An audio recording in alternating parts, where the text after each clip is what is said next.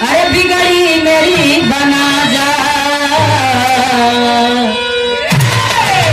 बिगड़ी मेरी बना जा, अजमेर वाले बाजा, बिगड़ी मेरी।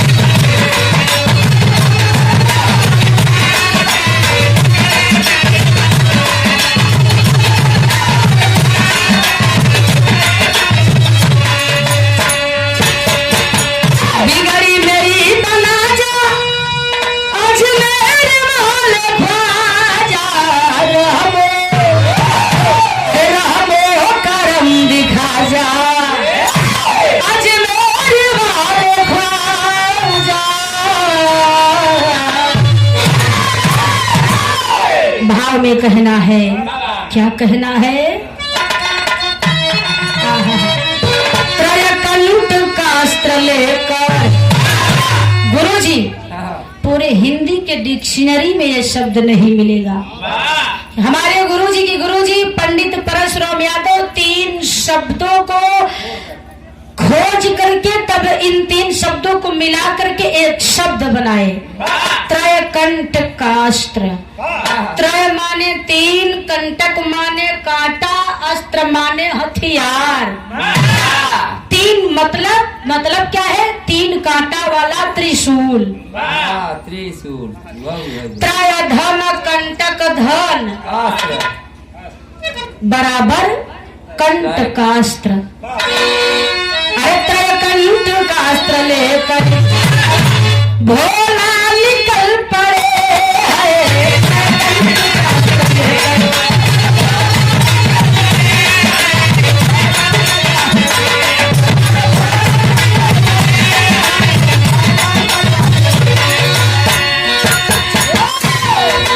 त्रयकंठ का अस्त्र लेकर भोला निकल पड़े।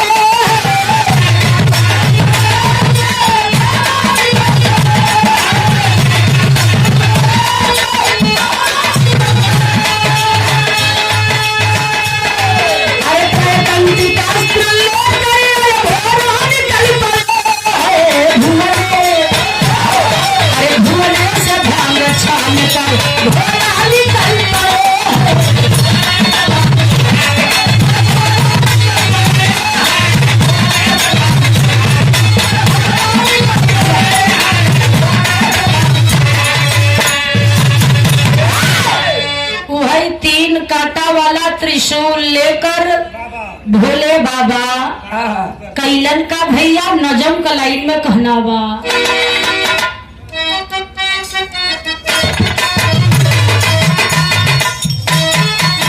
अरे नुरा नुरा गले तरयू में से चल दिए है,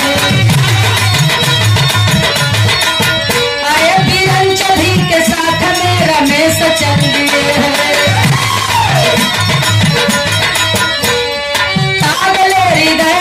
उमेश चल दिए है। प्रथम काशी में गए देखने सुहानी नगर को, प्रयाग त्रिवेणी गए फिर गंगा सागर को, जगन्नाथपुरी घूम कर गए रामेश्वर,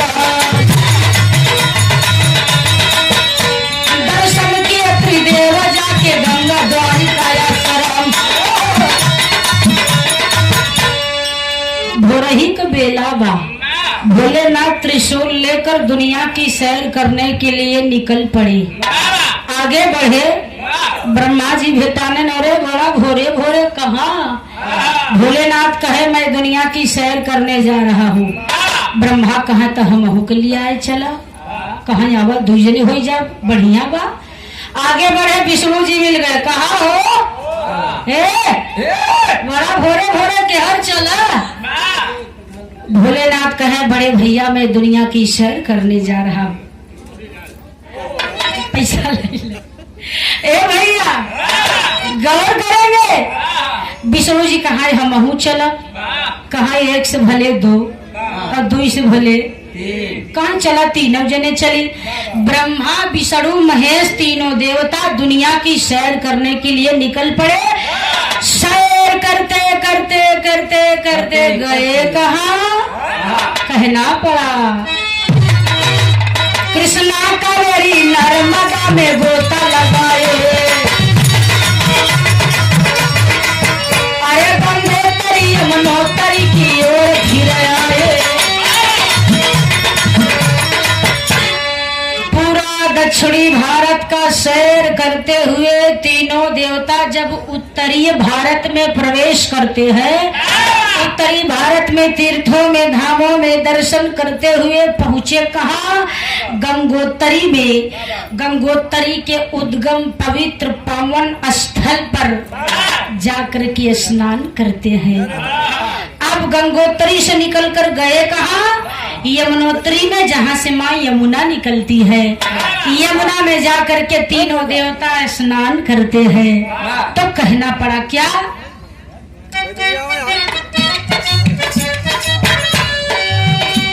गंगोत्री यमुनोत्री की ओर चले आए, गंगोत्री यमुनोत्री की ओर चले आए, गंगोत्री यमुनोत्री की ओर चले आए।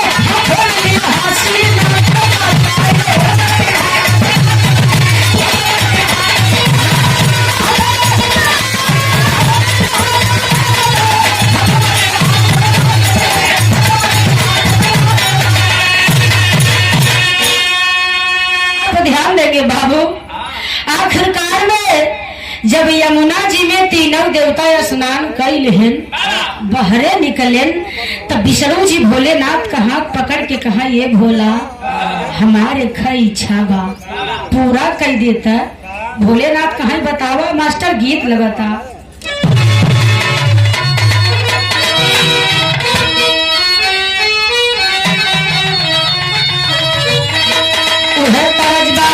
के दिल के अरमाया सुए बहे गए,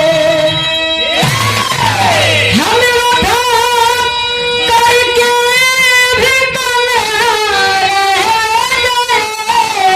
गए। दिल के अरमाया सुओं में बह गए। बड़ा खूबसूरत बा क्या। विष्णु भगवान भोलेनाथ से कहे, आसरा दिल की पूरा दो डमरू धर।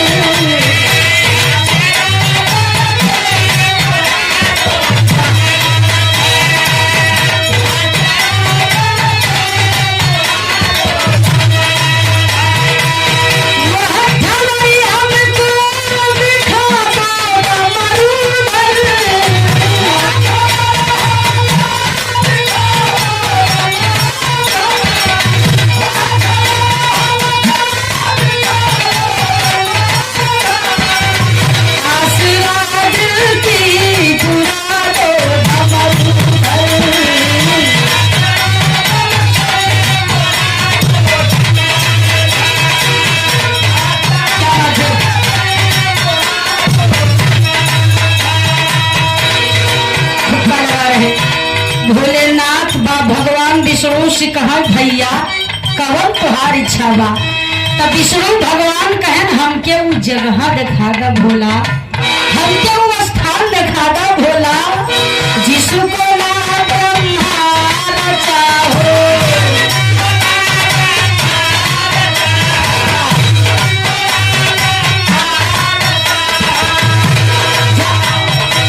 जहाँ न सूरज चांद उगा हो,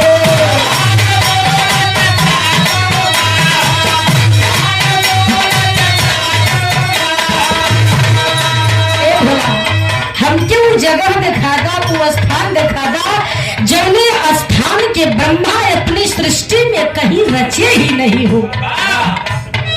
तब भोलेनाथ कहा, अगर तुहार ऐसा इच्छा बा तब भाई कवन जवन भाई का इच्छा न पूरा कर, चल पड़े साथ शंभू।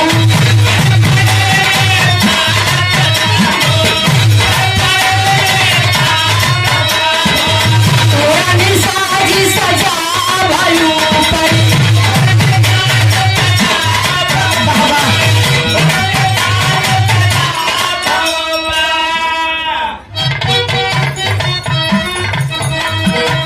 अभी तो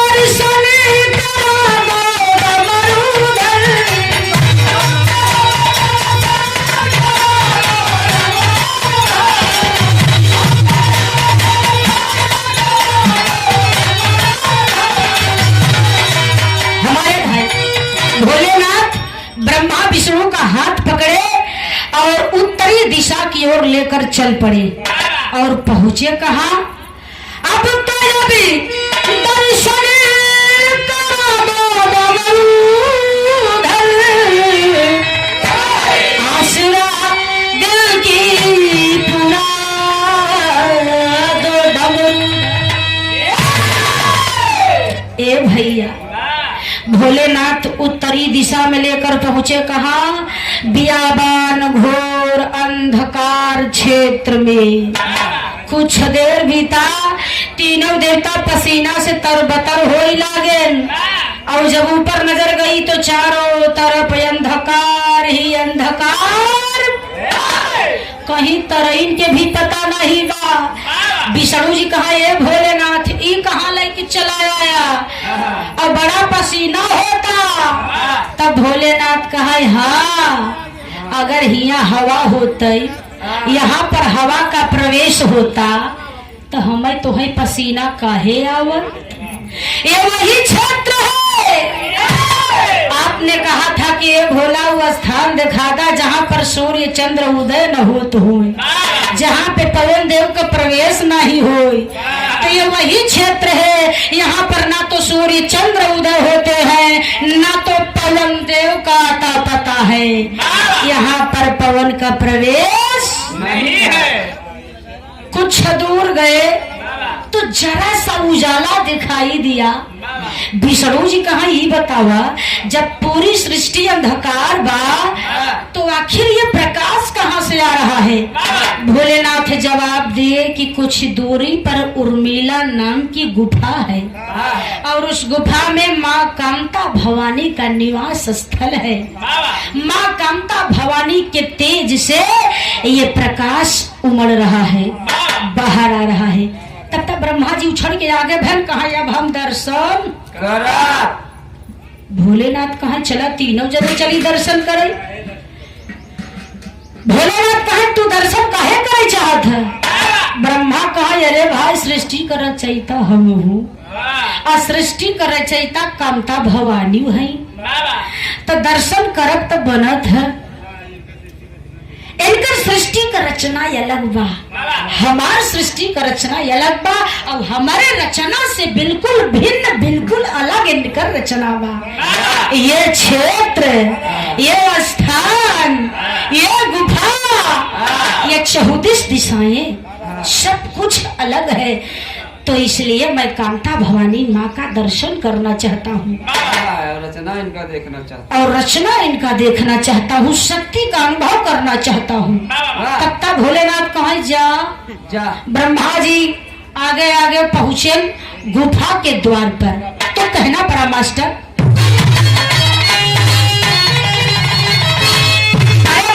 की ममता की माँ। पहले का गवैया बिरहा गावे तो कुछ न कुछ कला कह के छोड़ देते रहे। बिरहा में तेरी पर ध्यान दे जाया। अरे माई की ममता तामम की माँ, इच्छा की दर्शन में की मशरद में छाई नहीं है। ब्रह्मा जी धड़धड़ात घुसा चला जाता है। द्वार पर संतरी आवाज दिया, कौन हो? ठहरो, कहाँ पूरी घुमा चला था, रुक जाओ वहीं पर। ब्रह्मा जी कहा, अरे यार कौनो अदब लिहाज नहीं बा। अरे हम सृष्टि का रचयिता है, लगत है कि पता नहीं बा। संतरी बोला, क्यों हो, कौन हो? ब्रह्मा जी कहा, हम माई कामता भवानी के दर्शन चाहत है। संतरी कहा, काम कर अपन आईडी दिखावा। 4 कोसे लम्बा जा, मतलब 4 कदम लम्बा जा, हम भीतरे जा, माई से आज्ञा लेब। माई का हाँ होए न होए आई का बताऊ, हाँ होए तो दर्शन मिले, नहीं तो लौटे पड़े भाई। और जा वही लम्बा खड़ा हो जा, हिरका जी आपन नाम बताई दे। ब्रह्मा जी कहा, जा माई से कही था कि सृष्टि का रचयिता ब्रह्मा आएगा। संतरी चला है अंदर। श्याम सुंदर यादव भैया जगतपुर से 51 रुपया पुरस्कार। नमस्कार, गीत बदल गए भैया।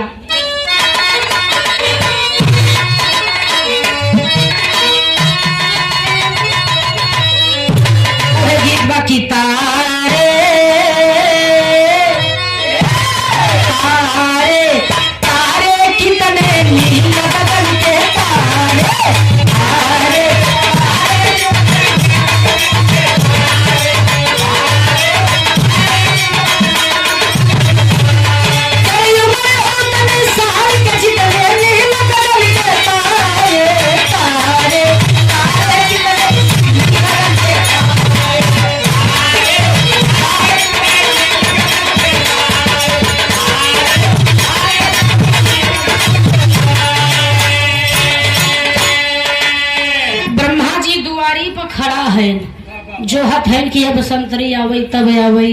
संतरी माँ कांता भवानी को प्रणाम किया और संदेश देता है, हे माई, हे माई, माई ब्रह्मा तेरे दरस को आए, माई ब्रह्मा तेरे दरस को आए।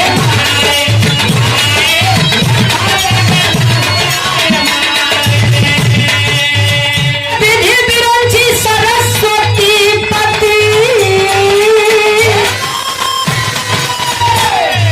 विधि विरंची सरस्वती पति नाम बताए माई, माई दरस को आए माई।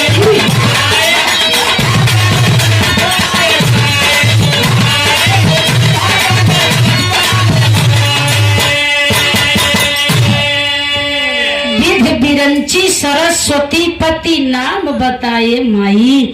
माँ द्वार पर 4 मोहे वाला आके खड़ा बा, अपन कई गो नाम गिनावत बा। ब्रह्मा बतावता, विरंची बतावता, विधाता बतावता, अपना के सरस्वती पति बतावता, सृष्टि को रचयिता बतावता, चतुरानन बतावता। अब तुहार दर्शन कईल चाहता माई। तब तो माँ कांता भवानी मुस्कुरा कर कहती है, अरे ओ संतरी लाल सुनो, रजो गुणी तमो गुणी कभो न दर्शन पाए माई। माँ कांता भवानी ने कहा जा और उस ब्रह्मा से कह दे कि मैं रजो गुण वालों को दर्शन नहीं देती हूँ। जा कह दे। संतरी आया बड़े रुआब में, ए भैया जा लौटा, जा लौटा। तो हाँ नहीं कहते जा लौटा। माई का आदेश पर दर्शन न मिले, कहे दर्शन न मिले। संतरी बड़े रुआब में कहा, माई कहे हैं कि हम रजो गुण वालन का दर्शन नहीं दे। तब तक ब्रह्मा को मोहनी नुआ रहो, अब नहीं तो अब बनी। ब्रह्मा जी मन लटकाए, मन उदास कहे, चेहरा लटकाए आए विष्णु भोलेनाथ के पास। भोलेनाथ कहा हो भैया दर्शन मिला? ब्रह्मा जी को कांता भवानी माई रजो गुण वालन का दर्शन नहीं देती रही है कह के भगवाई दी। तब तक भोलेनाथ कहा बस अब हम जा। कहा जा तो बहू। भोलेनाथ गए, जैसे ब्रह्मा खेदाने वैसे भोलेनाथ खेदाई गए। भोलेनाथ को माँ कांता भवानी ने ये कहकर भगवा दिया, खेदवा दिया कि मैं तमो गुण वालों को दर्शन नहीं देती हूँ। अब भोलेनाथ वही लाइन में खड़ा है जौने ब्रह्मा रहे। अब विष्णु का नंबर आ गया। विष्णु विचार के है, अरे यार दुनों भाई हमारा असली रूप में गए तब भगाई दिया गए, ऐसा न हम असली रूप में जाई तब भगाई दिया जाई। कहे न हम अपन रूप वही बदल के चली, देखी का होत है। विष्णु भगवान गुफा की ओर चल दिए, अपना भेष बदल कर। भेष पकड़ते हैं किसका? और एक मिनट गीत बका, किराया तो हर के तना, किराया तो हर के तना। अरे बोला बोला धान हो, किराया तो हर के तना।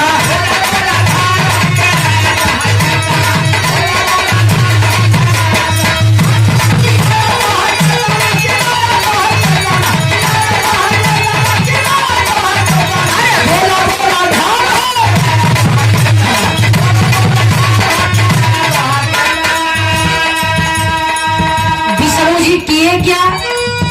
अरे लक्ष्मी सजन हो, लक्ष्मी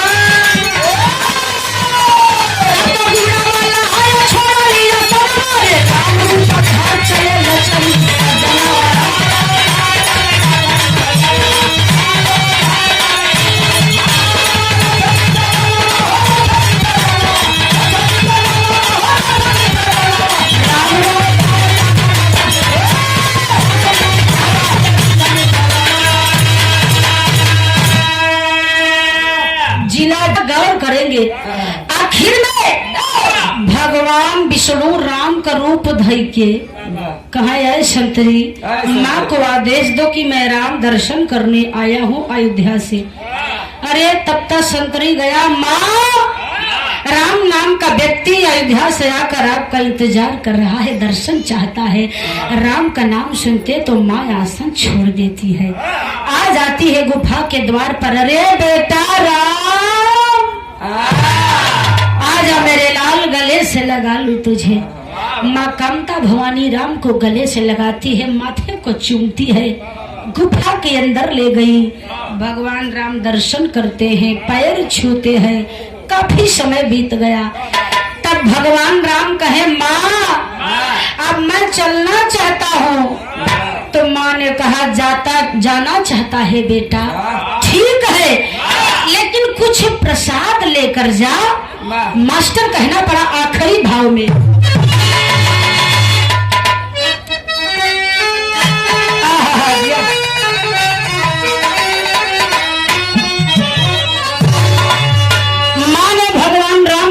बेटा जाते जाते मुझसे प्रसाद लेकर जा। दर्शन दिखाओ माई,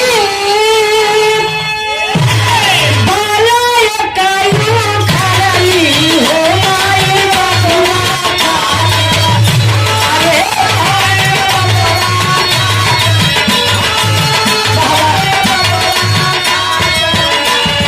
झट से फूलावा बनवाई माई बबुआ खातिर।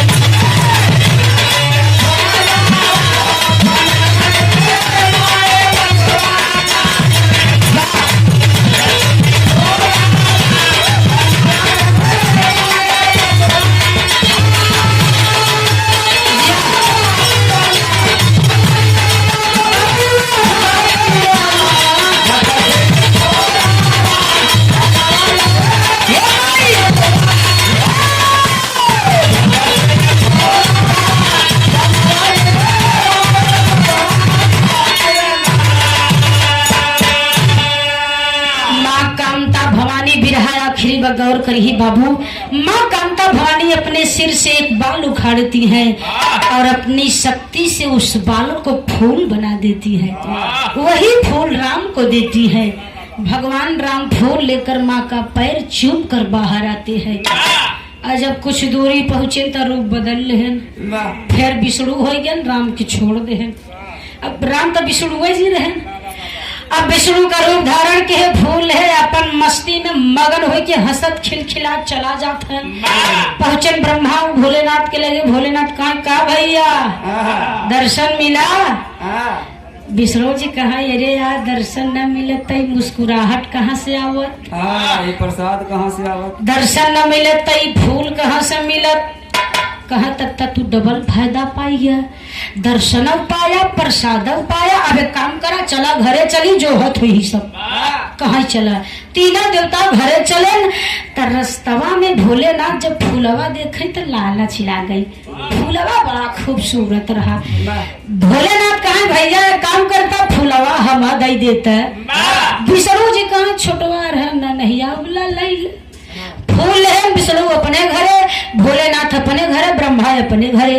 भोलेनाथ फूल लेके कैलाश पर्वत पर पहुंचे, बड़ा गौर से देखा थे। तब से गिरजा भवानी की नजर पड़ी गई। अब मेहरारू को नजर जब कौन चीज पड़ जाए और जब जाए नजर गड़ जाए तो के लया के छोड़ थी। पार्वती कहा, तू का मथुरा थे? अरे स्वामी फूल तो हमारे लायक बा। फूलवा टप से छीन के लागे घुमा के उलट पलट के देखे।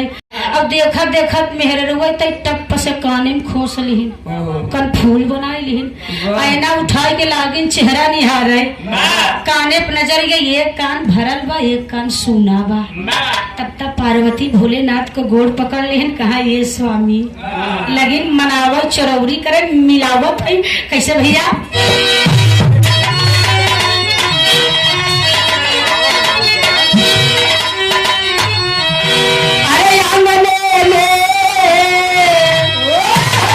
मुसलमान भाइयों की पत्नियां शादी विवाह में गाती है, आंगने में उड़ेला फूला गे माला, आंगने में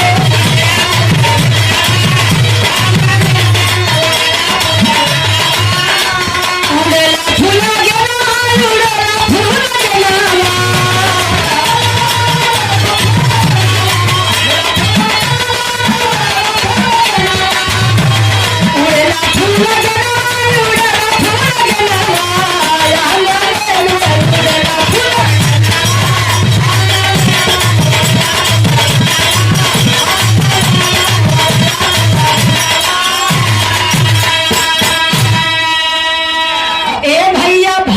चली गए।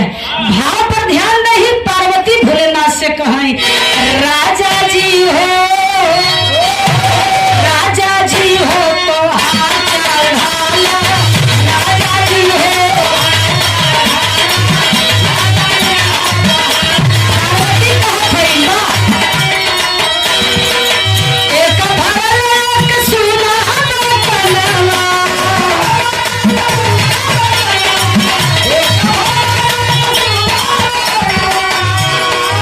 भुलावा के जो लगा दो सजनवा, लगा दो सजनवा, लगा दो सजनवा।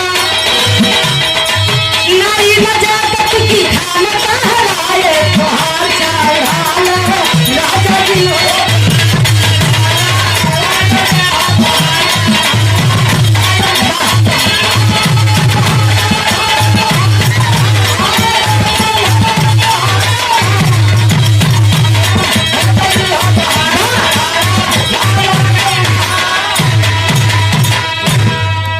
पार्वती कहा ये स्वामी, एक कान भरा व एक कान सुन लागता, एक काम करता ही फूलवा का जोड़ा लगाई देता। भोलेनाथ कहा यह बनाए तो अब बनी। भोलेनाथ कहा देखा पार्वती बड़ा परिश्रम किया, बड़ी दूर गए है, बड़ी दूर से एक फूल मिलावा, अब दोबारा जाए के हिम्मत नहीं बा। पार्वती कहा दूर बता का करी, जैसे एक दाई गया वैसे फिर एक दाई जा, अब यहाँ फूले का जोड़ा लेके तबई लौट। भोलेनाथ कहे कैसे कही, अब भोलेनाथ ही नहीं बतावत है कि दुआरिस खेदाई गए, डायरेक्ट बतावत है कि बड़ा मेहनत बड़ा परिश्रम से फूल मिला बा। पार्वती कहा चाहे जलन हो जाए दुनिया इधर का उधर, लेकिन फूले का जोड़ा चाहे तो चाहे। भोलेनाथ कहा अब का करी, भोलेनाथ कहा ऋषि रह चाहे खुशी, अब हम जा बोब ना। तब पार्वती कहा जब न जाबा तो आज के बाद हमार तोहार बोल चल बान। आज के बाद न तो खाना बने के देव, न तो भांग पीस के देव, न गांजा मल के देव, जा जा आज से लॉकडाउन। हे भोलेनाथ कहा ये गौरा अच्छा चल हमार न देबू चल बन जाए, हम मनई सयान बन से धू हई, हम 2 दिन न खाब तब अपन चलाई ले, लेकिन हम गणेशवा के देखा, देखा अब गणेशवा के देखा, देखा हाँ? हम लड़िकाया, अब गणेशवा के न देबू तो कैसे चले, गणेशवा बड़े तो बन राकेश भैया, ऐसा ही भोलेनाथ कहत है। हम गणेशवा के देखा, गणेशवा लड़िकाया ओके तो बने के देबू ने, अब जैसे ओके बनबू खियबू वैसे ही 2 रोटी गत्ती से हमहू के दे देबू। पार्वती कहा ना तो गणेशवा खाए, न तो महेशवा खाए, न तो गणेशवा पाए न तू ही पाऊबा। अब बोल चाल बंद तो बोला जी। पार्वती कोहाई के मुँह पाछे घुमाई के बैठ गई, अब पार्वती के पाछे गणेश बैठा है। गणेश कहा ओ हो देखा हो माई के देखा हमारे माई फूले बड़े फूले चक्कर में बाबू के न तो खाना दे न तो गाजा पीस के दे, गाजा रगड़ के दे, न भांग पीस के दे, और बाबू के साथे साथे हमारा खाना बंद हो जाता। गणेश नजर डाले नहीं काने में जौन फूल फंसावा, कहा ये सारे केंद्र कहाँ बा, कहा ये फूले सारे चतल कुल होता, ये फूलवा के वजह से होता। अच्छा अब पाछे बैठे ही रहन केहन का मास्टर आखिरी लाइन में कहना बा,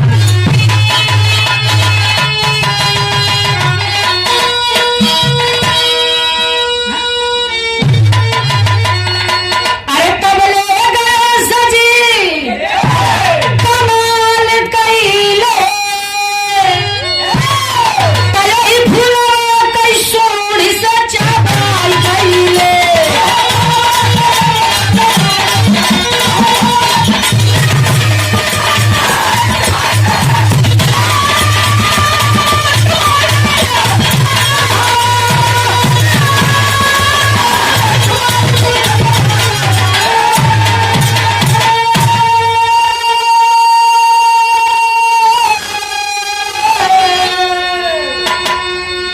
भगवान गणेश एहर पार्वती को हाय के मन पीठ एहर बा मुंह एहर बा, वही बगले तिरछे पे गणेश बैठा है, कहाँ यही चलतन कुल होता वाह रही जाए।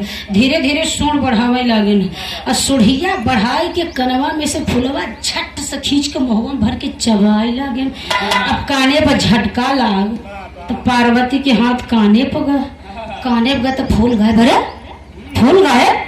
अब पाछे घूमी तो कहा देखा गणेशवा चबाता तेरे मुंह पहुंची थबरा मुका गणेश भगवान को ही लागिन हो रहे। जब लागिन मारे गणेश चिल्लाई लागे, भोलेनाथ हंसा लगे। अब ठीक बा अब ठीक बा। हाँ ठीक अब है खाना बेटा बना गणेश। के न देबू ने, गांजा रगड़ के न देबू ने, भांग पीस के न देबू ने। अब ठीक बा। ए भैया एक ही तो रहबई भै, एक ही तो रहबई भै। अब दूसर के चक्कर में उहम लाई बढ़ू। अब सही बा अंतरा के लाइन में कहना बा मुश्किलात है भोलेनाथ।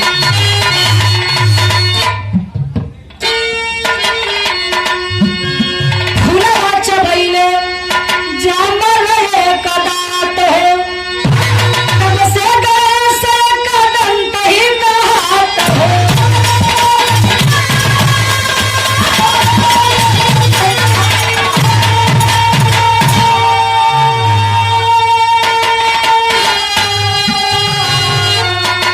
अपनी माई से कई मुक्का पिटाई गईले, फुलवा कई सूढ़ से चबाई गईले। वही एक फूल खाने के कारण भगवान गणेश को एक ही दांत जामा।